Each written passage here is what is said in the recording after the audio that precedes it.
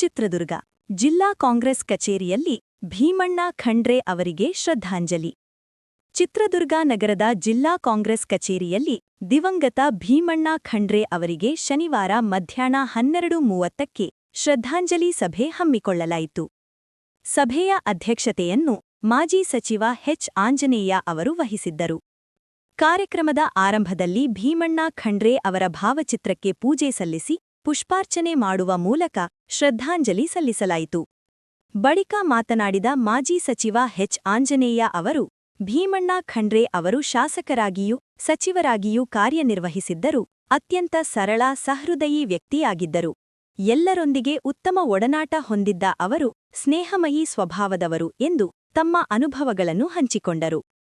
ಈ ಸಂದರ್ಭದಲ್ಲಿ ಜಿಲ್ಲಾ ಕಾಂಗ್ರೆಸ್ ಅಧ್ಯಕ್ಷ ಎಂಕೆ ತಾಜ್ಪೀರ್, ಪ್ರಧಾನ ಕಾರ್ಯದರ್ಶಿ ಮೈಲಾರಪ್ಪ, ಸಂಪತ್ ಕುಮಾರ್, ಹಿರಿಯ ಮುಖಂಡ ಆರ್ಕೆ ಸರ್ದಾರ್ ಸೇರಿದಂತೆ ಹಲವು ಕಾಂಗ್ರೆಸ್ ಮುಖಂಡರು ಹಾಗೂ ಕಾರ್ಯಕರ್ತರು ಹಾಜರಿದ್ದರು. ಜಿಲ್ಲಾ ಕಾಂಗ್ರೆಸ್ ಕಚೇರಿಯಲ್ಲಿ ನಾವೊಂದು ದುಃಖದ ಕಾರ್ಯಕ್ರಮದಲ್ಲಿದ್ದೀವಿ.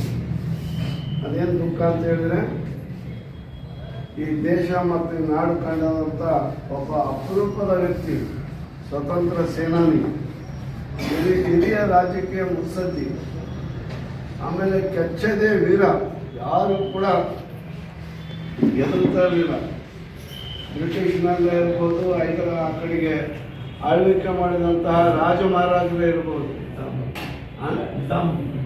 ಹೋರಾಟ ಮಾಡಿ ಆ ಕಡೆಗೆ ಹೈದರಾಬಾದ್ ಆ ಕಡೆಗೆ ರಾಜ ಮಹಾರಾಜರು ಯಾರಿಗೂ ಕೂಡ ಎದುರದೆ ಅವನ್ನೆಲ್ಲರನ್ನೂ ಧಿಕ್ಕರಿಸಿ ತನ್ನದೇ ಆದಂಥ ಒಂದು ಹೋರಾಟ ಮತ್ತು ಸೇವೆಯ ಛಾಪನ್ನು ಮೂಡಿಸಿದಂಥ ಒಬ್ಬ ಅಪ್ರತಿಮ ಸ್ವತಂತ್ರ ಸೇನಾನಿ ಭೀಮಣ್ಣ ಖಂಡ್ರೆ ಅವರು ಇವತ್ತು ನಮ್ಮನ್ನು ಬಿಟ್ಟು ಅಗಲಿದ್ದಾರೆ. ಅವರ ಅಗಲಿಕೆಯಿಂದ ನಮಗೆ ಮಾತ್ರ ಅಲ್ಲ, ಇಡೀ ರಾಜ್ಯಕ್ಕೆ ತುಂಬಲಾರದ ನಷ್ಟವಾಗಿದೆ ಅಂತ ಹೇಳಿ ಸಂದರ್ಭದಲ್ಲಿ ನಾವು ಅವರ ಅವಿಸ್ಮರಣೀಯ ಸೇವೆಯನ್ನು